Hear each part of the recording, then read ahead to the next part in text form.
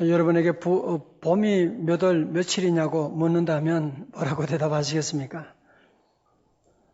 봄은 몇 월 며칠 그렇게 날짜가 정해진 게 아니죠. 여러분 부활절도 마찬가지예요. 성탄절은 날짜가 있어요. 그죠? 12월 25일. 부활절은 해마다 날짜가 바뀌어져요. 부활절은 하루 그냥 부활 찬송 몇 곡 부르고 계란 까먹고 그게 부활절이 아닙니다.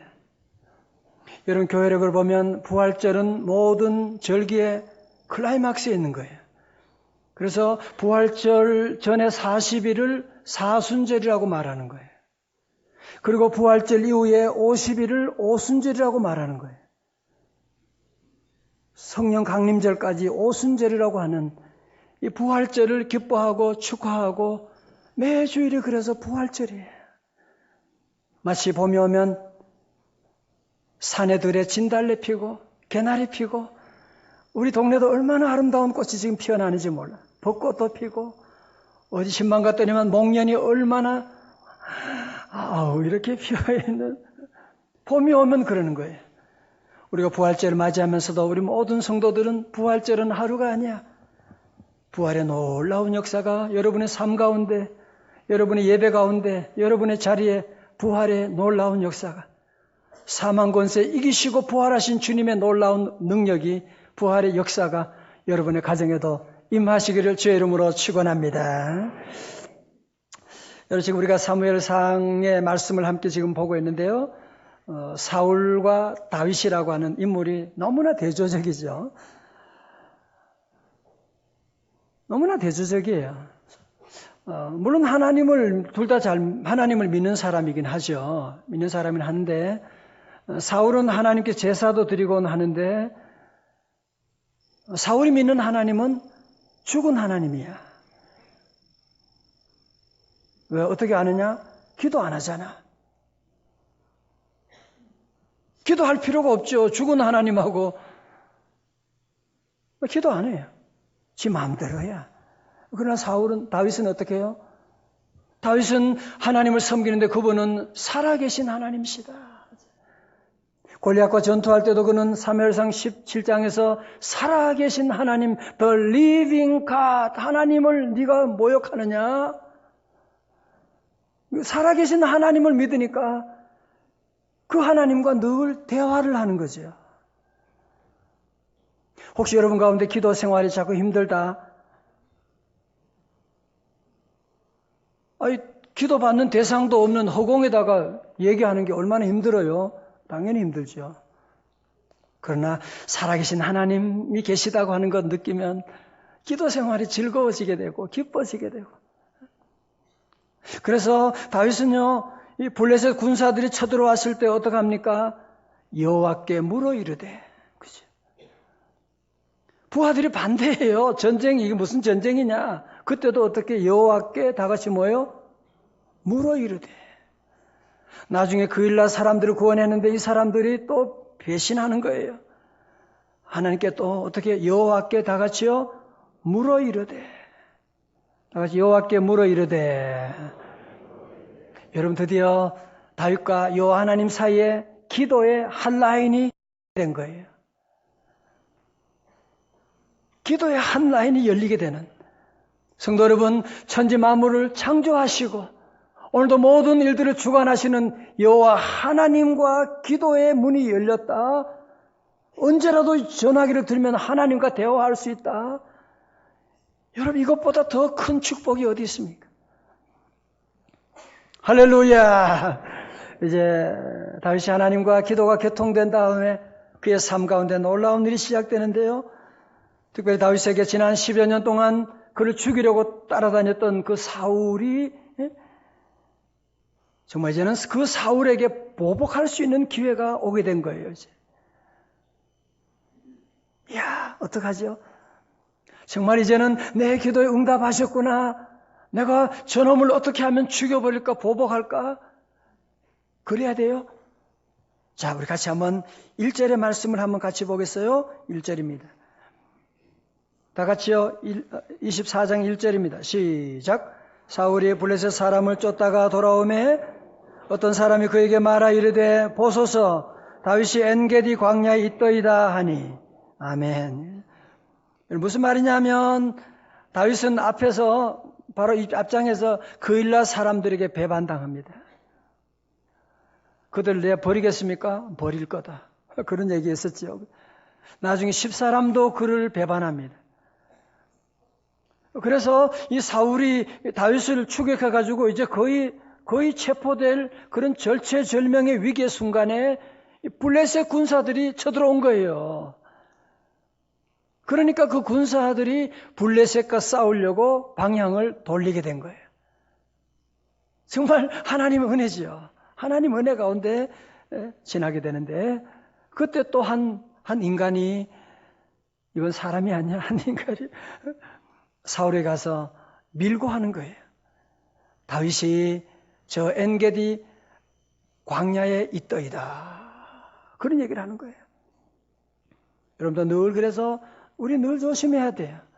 이런 늘 밀고 하는 이런 보획과 같은 인간이 늘 여러분 주위를 있기 때문에 늘 우리는 조심해야 되는 거예요. 자, 우리 엔게디 광야가 지도를 여러분이 한번 보세요. 지도를 보시게 되면 우리 유대 광야 가운데 엔게디는 바로 그 사해 바로 옆에 있죠. 그죠? 엔게디. 다 같이 엔게디.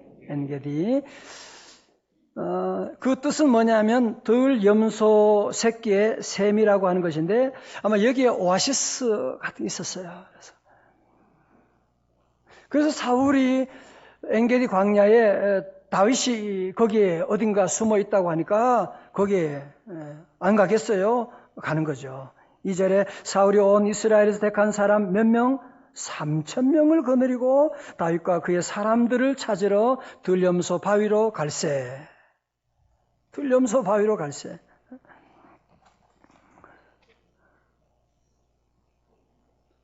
여러분 3,000명, 다윗의 사람은 지금 몇 명이죠? 600명. 그런데 이 사울 그것에 한 5배나 되는 사울의 군사들은 3,000명이 되는 특전사예요. 특전사. 여러분 특전사 아시죠? 특전사이지 말입니다. 하는 거 있잖아. 특전사이지 말입니다. 아는 사람은 알죠. 거기까지 이제 다윗을 잡으려고 따라온 것입니다. 여러분 사실은 앞에서 사울이 블레셋과의 전쟁 가운데 이 군사들이 얼마나 피곤했겠어요. 그죠? 그런데 엔게지에 아직 다윗이 거기에 숨어 있다고 하는 얘기를 듣고 그 군사들을 다 이끌고 다윗 한 사람을 잡으려고 3,000명의 정예화된 군인들을 데리고 오는 여러분 사울은 국민의 군대를 자기 정치적인 테러를 강화하기 위해서 이 군인들을 전혀 배려하지 않고 끌고 나오는 이런 어리석은 짓을 하고 있습니다.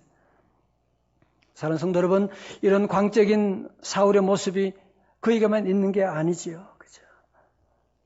여러분, 남을 미워한다는 것이요. 남을 미워하게 되면 사람들이 이성을 잃어버리게 되는 거예요. 혹시 여러분 가운데 이런 미움을 가지고 다윗 보세요. 무려 한 10여 년을 이 미움 가운데 사는 거야. 혹시 성도 여러분 가운데 이런 미움으로 일관성을 가지고 누굴 끝까지 그 인간 안 돼. 교회 나가지만 나는 그 인간은 용서할 수 없어. 혹시 여러분 그런 사람이 있지 않습니까? 여러분 그러면 사울 될 확률이 있게 됩니다. 사울은 미움으로 말미암아 그의 눈이 가려지게 되는 거예요. 미움으로 말미암아 그는 실수를 하게 되는 거예요. 그가 살려고 동굴에 들어가긴 들어갔지만 그 동굴은 죽음의 동굴이었다는 사실입니다. 3절 말씀 가운데 보세요. 24장 3절의 길가에 양의 우리에 이른즉 굴이 있는지라 사울이 뒤를 보러 들어가니라. 다윗과 그의 사람들이 그 굴 깊은 곳에 있더니 여러분 이 엔게디 광야는 바위로 이루어진 지역으로 많고요. 석회암 동굴이 많이 있었어요. 그래서 양이나 염소를 치다가 비가 오거나 날씨가 너무 더우면은 그 굴 속에 들어가서 쉬기도 하는 그런 곳이었는데 사울이 그 굴 속으로 들어가는 거예요. 왜? 왜 들어갔어요? 말씀 듣고 있는 거죠? 왜 들어갔어요? 배 아파서 들어갔어요. 뒤를 보러 들어갔다 그러죠. 앞이 아니고 뒤를 보러 들어갔다. 설명이 필요합니까? 뒤를 보러 들어가. 전 어릴 때요. 옛날에 어릴 때 학교 다닐 때 선생님은 화장실도 안 가는 줄 알았어요. 어느 날 화장실에 서 있는 모습 보고 너무 실망을 했어요. 그때. 너무 실망. 안 갈 수는 없는 거죠. 안 갈 수가 없는 것이죠. 사울도 이제는 모든 갑옷, 모든 무기들 다 내려놓고 아무도 없는 곳이니까, 아무도 보지 않는 곳이니까 다 무장을 해제하고 혼자 무방비 상태 가운데 이제 다 내려놓게 됩니다. 여러분 극장 가보면 아시지만 밖에 밝은 데 있다가 극장 안으로 들어가면 아무것도 안 보여요. 그죠? 처음에는 아무것도 안 보여요. 지금 그 상황이에요. 사울 왕은 지금 굴 속에 들어가니까 그 안이 아무것도 안 보이죠. 그러나 그 굴 속에 누가 다윗과 그의 사람들이 그곳에 있게 되었어요. 뭐야? 소리가 들리는데 누가 그곳으로 들어오는 거야? 보세요. 장군 다윗이 보세요. 사울이 지금 제 발로 걸어 들어오고 있네요. 원수가 지금 굴 속으로 지금 들어오고 있는 완전히 독 안에 든 쥐가 되어버리고 마는 거예요. 여러분 어떻게 하겠어요? 여러분 가면 어떻게 하시겠냐고요? 정말 이제는 다윗이 정말 이 사울에게 그동안 그렇게 당했는데 보복할 수 있는 절호의 기회가 왔다고 하는 것입니다. 우리 여기서 먼저 한 가지 보는 것은 여러분 사울이 그렇게 많은 정보력을 가지고 있지만 그렇게 수많은 군사를 데리고 다니지만 그의 모든 계획이 다 아무런 소용이 없는 거 보세요. 도리어 죽음의 길로 들어가고 있지 않습니까? 오늘 많은 사람들 인생을 마치 도박하는 것처럼 열심히 살아가는 사람들이 많아요. 뭔가 잘 모르긴 하지만 하여튼 내가 여기 올인해 보는 거야 그냥. 대박이 나면 좋겠고 아니면 할 수 없고. 사울처럼 자기의 모든 정보력과 재산을 동원해서 확실하지 않은 아무데나 가는 바로 사울이 그런 사람입니다. 그 안에 지금 다윗이 자기가 찾던 자기가 원수처럼 생각하는 다윗이 그 안에 있는데 시편 1편 6절에서 다윗은 이렇게 고백합니다. 다 같이요. 시작. 무릇 의인들의 길은 여호와께서 인정하시나 악인들의 길은 망하리로다. 아멘. 무릇 의인들의 길은 여호와께서 인정하시나 watch over 하신다는 거예요. 하나님의 자녀, 하나님의 백성들은 주님께서 늘 watch over. 여러분 직장 갈 때도, 차 운전할 때도, 잠잘 때도 주님은 주무시지 아니하시고 우리를 늘 인정하시고 watch over 해주시지만 악인들은 아무리 계획을 많이 세우고 아무리 많은 정보력을 가지고 나가도 저들은 망할 것입니다. 다시 아멘. 자, 이때 다윗의 부하들이요 뭐라고 합니까? 4절에서 보소서 여호와께서 당신에게 이르시기를 원수를 네 손에 넘기리니 네 생각에 좋을 대로 그에게 행하라 하시더니 이것이 바로 그 날입니다. 할렐루야 놀렐루야 막 이렇게 좋은 날이 올 수가 있습니까? 다윗이 일어나서 사울의 겉옷자락을 가만히 베니. 자, 저 보세요. 이런 상황이에요 지금. 다윗의 부하들이 너무 흥분한 거예요 지금. 다윗 장군이시 여호와께서 원수를 손에 붙이면 죽이라고 했는데 바로 그 날이 왔습니다. 이제 하나님이 주신 이런 절호의 기회가 오게 된 것입니다. 여호와의 예언이 응답받게 되는 것입니다.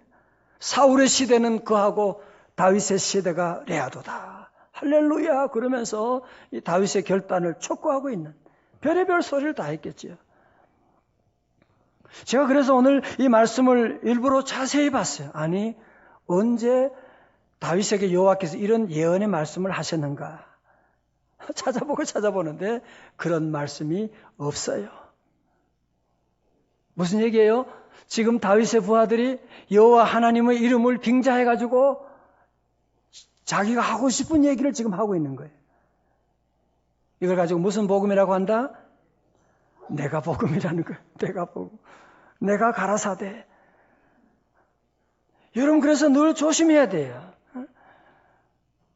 우리 주위에도 많은 사람들이 특별히 기도원 같은 데 가면 뭐 이거 안 바치면 너 자녀들 죽는다고, 사업이 안 된다. 어떤 분은 막 제게 전화해가지고 목사님 그런 얘기하는데 어떡합니까?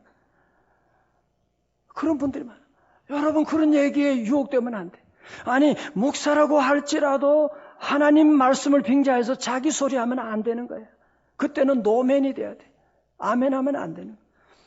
여러분 저는 그래서 늘 고민하는 것이 제가 하나님 말씀만을 대언해야 되는데 그래서 저는 늘 강해 설교를 하는 거예요.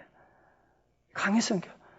여러분 조금 지루할 때가 있지만 강해 설교를 하는 것은 왜냐? 내가 하나님 말씀만 대언해야지 내 얘기, 내 논리를 성도들에게 전하면 안 되니까 그런 거예요. 여러분 창세기 3장도 아담도 보면 그 아내 사랑하는 아내가 엉뚱한 소리 하잖아요. 그러니까 선악과 사건이 시작되는데 창세기 3장 6절 설교는 어떻게 했죠? 여자가 그 나무를 본즉 먹음직도 하고 보암직도 하고 지혜롭게 할 만큼 탐스럽기도 하고 여자분들은 이런 데 아주 예민해요. 보는데 물건 새로 나왔다. 유행이 새로운 뭐 몸에 좋다더라. 얼마나 잘하는지. 여자가 그 열매를 따먹고 자기와 함께 있는 남편에게도 주매 그도 먹은지라 바보야. 갈로하고. 여보세요. 여기서 아담이 뭐라 그래야 돼요? 여보! 미쳤어? 하나님이 먹지 말라고 먹으면 죽는다고 했잖아. 그래야 되는데 아담이 보세요. 아멘 그러면서 먹고 나가는. 여러분 그래서 우리 아내들이요 잘 들으세요. 남편들을 신앙 안에 잘 기도하고 얘기해야 되지. 기도도 안 하고 느낌대로 함부로 얘기하고 그러면 집안이 다 망하는 일이 생기게 되는 거예요. 여러분 성도들은 늘 그래서 오늘 여기서 우리는 중요한 한 가지 배워야 돼요. 아무리 사랑하는 사람이 얘기한다고 할지라도 아무리 성경적으로 얘기하는 것 같다고 할지라도 비슷하게 엉뚱한 소리 하는 일이 있어요. 늘 기도하고 하나님 말씀이 아는 것은 늘 우리는 절대로 여러분이 따라가면 안 돼. 아무리 사랑하는 선생님이라고 할지라도 안 되는 건 안 되는 거예요. 다 같이 아멘. 자, 여러분 어쩌면 다윗도 인간이니까요. 부하들의 말을 듣고 그 마음이 흔들리지 않았겠어요, 그죠? 그래, 맞아. 하나님이 이런 기회를 내가 만든 것도 아니고 지발로 걸어왔는데 하나님이 오늘 내게 맡긴 거야. 이 한 인간만 정리하면 이제는 우리나라 모두가 다 평안할 수 있잖아. 그런 생각할 수가 있죠. 그래, 그렇게 하지 않고 그냥 그는 어떻게 해요? 사울의 겉옷자락을 가만히 베니라. 그리고 5절의 말씀 보세요. 그리한 후에 사울의 옷자락을 뱀으로 말미암아 다윗의 마음이 찔려라고 말씀하고 있어요. 여기서 사울의 옷자락을 벤다라고 하는 동사가 뭐냐? 영어로 보니까 cut off라고 그렇게 나와요. 여러분 요즘 얼마 전에 각 정당에서 공천할 때 cut off 한다, 공천한다 그런 얘기했는데 바로 이게 cut off예요. 자른다, 베어낸다 라는 말이고 오늘 저는 특별히 이 본문의 말씀을 묵상하는 가운데 너무 놀라운, 너무 감동적인 말씀이 여기 나와요. 여러분 그게 뭐냐면 다윗은 사울을 찔러 죽일 수 있는 그런 찬스가 그에게 왔지만 그를 찌르지 아니하고 그냥 옷자락만 베고 도리어 그는 그의 칼을 누구에게 돌립니까? 자기에게 돌리는 거예요. 다윗의 마음이 찔려. 다윗의 마음이 찔리는 거예요. 내가 왜 기름 부음 받은 종에게 이런 못된 짓을 했는가? 물론 자기의 무고함을 증명하기 위한 자료로 증거물로 그가 하긴 했지만 그의 마음이 이것 때문에 너무나 괴로워하고 있는, 다시 말해서 양심의 가책을 받고 있다, 그런 말입니다. 성도 여러분, 요즘 우리 사회를 보면 점점 양심이 마비되어가는, 여러분, 인간됨과 동물의 차이가 뭐예요? 양심이 살아있느냐? 동물은 자기 본능대로 행하는, 점점 우리 사회가 지금 끔찍한 일들이 너무 많이 일어나고 있습니다. 그러나 사실 이것도 다 예언된 말씀이에요. 디모데전서 4장 1절에 그러나 성령이 밝히 말씀하시기를 후일에 어떤 사람들이 믿음에서 떠나 미혹하는 영과 귀신의 가르침을 따르리라. 그랬더니 어떻게 돼요? 자기 양심이 화인을 맞아서 외식함으로 거짓말하는 자들이라. 자, 저를 보세요. 근데 우리 성도들은 주일 한 번만 빠지는, 주일 예배 한 번 빠지는 게 어때요? 다른 사람은 평생 교회도 안 다니는데 주일 예배 한 번 빠졌는데 마음이 괴로운 거야. 뭐 남에게 욕하는 게 뭐가 나빠요? 다들 세상에 욕 얼마나, 욕 한마디 하고도 마음이 너무 괴로운 거야. 너무 미안한 거야. 11조 안 하게 그게 돈이 어떤 돈인데? 마음이 너무 괴로운 거야. 왜 그래요? 여러분이 지금 양심이 살아있는 거예요. 성령님이 여러분 안에 지금 작동하고 있기 때문에 그런 거예요. 여러분, 그게 얼마나 감사한지 모르는 거예요. 여러분 마음에 양심에 찔림이 있다. 여러분 지금 영이 살아서 그런 거예요. 그죠? 다시 아멘. 요즘 우리 사회 지금 시인 윤동주 씨에 대한 그런 얘기가 다시 리바이벌이 되고 있고, 그분의 시집도 다시 출판되고 소설도 나오고, 얼마 전 영화도 동주라고 하는 영화가 나와서 관객 100만이 돌파되었다고 그런 얘기를 들었습니다. 사실 여러분이 아는 것처럼 윤동주 시인은 그 일본 식민지 하에서 좀 저항 시인으로서 그의 마지막은 일본에서 감옥에서 주사를 맞고 죽었다는데, 그것은 아마도 생체 실험용 주사를 맞으면서 신음하면서 죽게 되었던 것입니다. 그런 정말 윤동주 씨는 그 어려운 암담한 시대 가운데 살아가면서 그가 쓴 서시, 너무 놀라운 시를 쓰는 거예요. 죽는 날까지 하늘을 우러러 한 점 부끄러움이 없기를, 잎새이는 바람에도 나는 괴로워했다. 윤동주 씨는 어릴 때부터 하나님을 섬기는 교회 학교를 다니고 믿음으로 살아가던, 하나님을 섬기는데 너무 하나님 앞에 정직한 믿음 생활을 하는 거예요.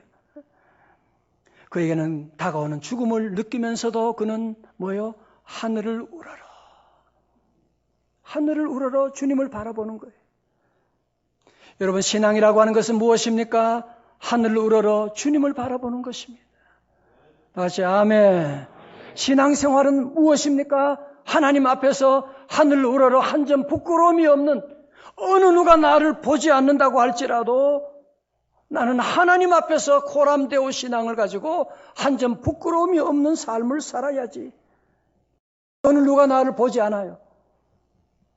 그래도 정직하게 볼펜 하나라도 내가 훔치지, 종이 하나라도 가져가지 않고 하나님 앞에 내가 정직하게 살아가려고 하는 그 몸부림이 있는 거예요. 잎새이는 바람에도, 잎새라고 하는 것은 잎사귀라는 말이잖아요. 충청도 방언이라고 사전에 나왔더라고요.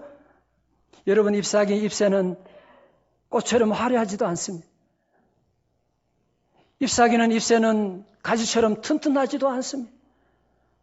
그런 연약한 잎새에 불어오는 작은 바람에도 나는 괴로워했다. 우리 조국의 아픔 가운데 그는, 어떤 사람은 도리어 그 당시에 일제를 등에 업고 더 잘 먹고 사는 사람도 많았지만, 그는 조국의 모든 아픔을 다 느끼고 있는 거예요. 조국의 아픔을 짊어지면서 끝까지 찬양하고 기도하면서, 잎새이는 바람에도 나는 괴로워했다. 이것이 바로 양심이 살아있는 성도의 모습이 아니겠습니까? 사랑하는 성도 여러분, 우리 모든 성도들은 양심이 늘 살아있어야 돼요. 이런 회개도 죄를 지은 자가 회개하는 거 아니에요. 양심이 살아있는 사람은 작은 일에도 눈물이 나는 거예요. 작은 아픔을 봐도 가만히 있을 수가 없는 거예요.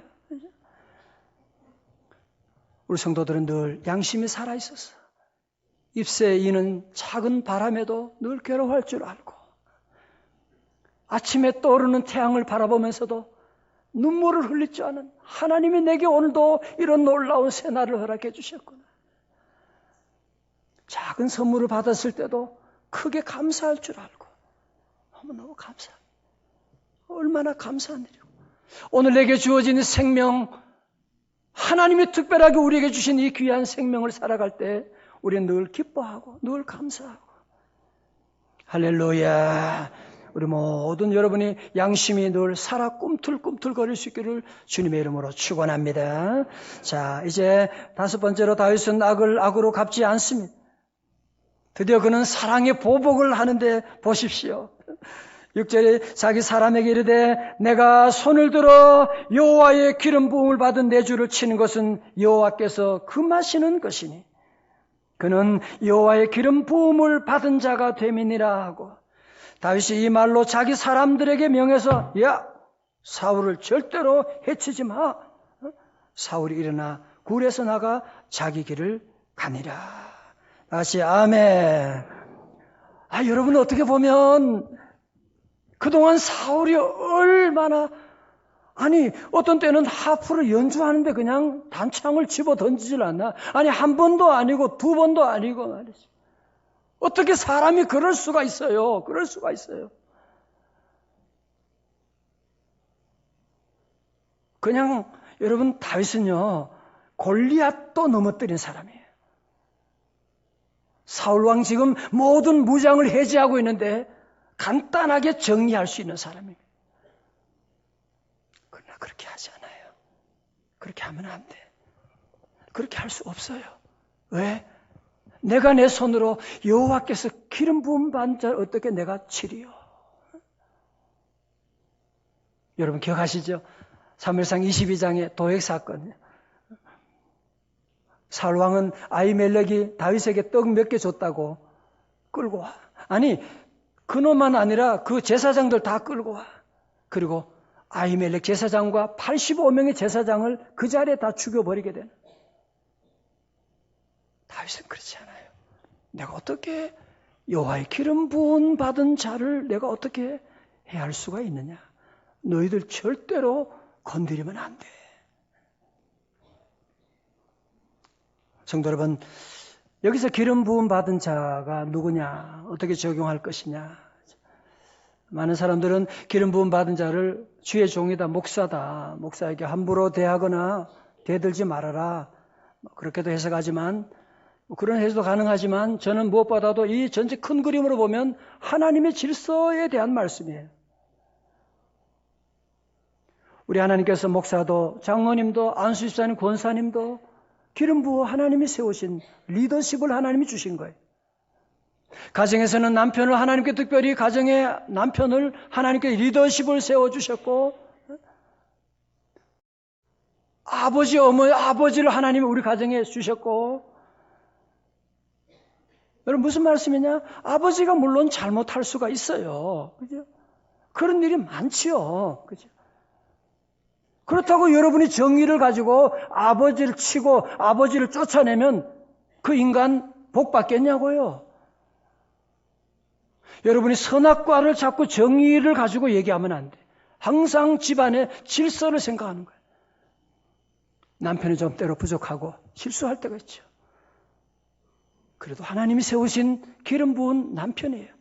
잘 세워주고 격려해주고 여보 당신은 할 수 있잖아. 내가 기도하니까. 여러분 교회 세우신 리더십 우리 장로님 팀장님들 권사님들 부족해요. 그럼요. 실수가 많아요. 그래도 하나님이 세워주신 리더십을 인정하고 여러분이 늘 따라가고 순종해주고 성도 여러분, 여러분이 어디를 가든지 어느 조직에 속하든지 항상 여러분이 이 리더십을 여러분이 인정하고 거기 잘 순종하고 나가야 돼요. 그러면 하나님이 그 다음의 길로 인도하시는데 거기에서 함부로 나가면 여러분이 안 되는 거예요. 오늘 저는 이 시간 먼저 함께 우리가 정리할 것은 무엇이냐?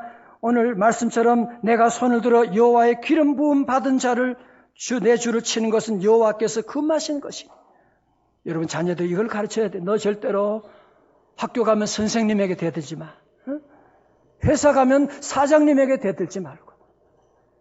잘난 체 하지 말아요. 잘난 체 하지 말아요. 사장은 사장대로 아픔과 고민이 얼마나 많이 있는데 알지도 못하면서 여러분이 그래야 나중에 하나님이 사장도 세워주는 거예요. 늘 여러분이 질서를 잘 따라가는 게 중요해요. 그러면 못된 그러면 사람들을 어떻게 해요? 기름 부었다고 그러면 놔둬야 됩니까? 예, 기름 부은 사울이 잘못할 때가 있지만 다윗이 정리하는 거 아니에요. 하나님이 정리하는 거예요. 여러분 훗날에 보면 하나님이 얼마나 사울과 그의 집안을 얼마나 잔인하게 심판하는지 다 보시게 되잖아요. 여러분이 심판하려고 하지 말아요. 그럼 우리는 뭐예요? 끝까지 사랑하는 거죠. 악으로 악을 갚지 말고 선으로 악을 갚으라. 아멘. 우리 성도들 손양원 목사님처럼 아무리 우리 두 아들을 죽인 원수라고 할지라도 우리가 할 일은 사랑하는 것밖에 없습니다. 로마서 12장 17절 말씀합니다. 아무에게도 악을 악으로 갚지 말고 모든 사람 앞에서 선한 일을 도모하라. 다 같이 21절 시작. 악에게 지지 말고 선으로 악을 이기라. 아멘.